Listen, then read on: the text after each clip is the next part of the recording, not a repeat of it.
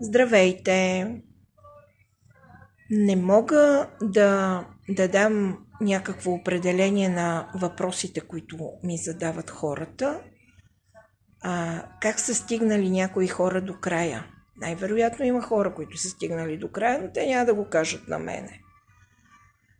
Да, чувала съм, че има хора, които са успели да си вземат, имат безкрайни карти, банкови сметки, но аз лично не познавам такива хора и нямам досег с такива хора и моята цел не е да достигна нивото на тези хора.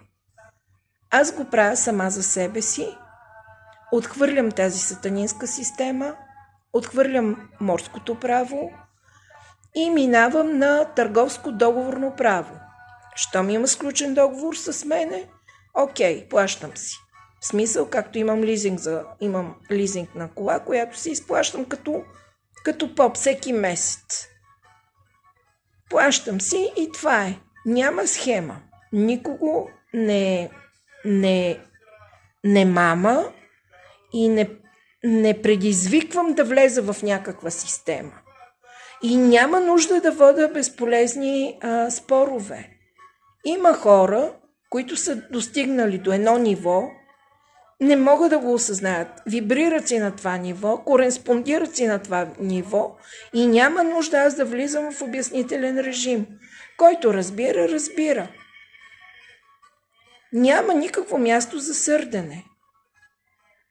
Не желая да участвам в тази система. Това е моя начин.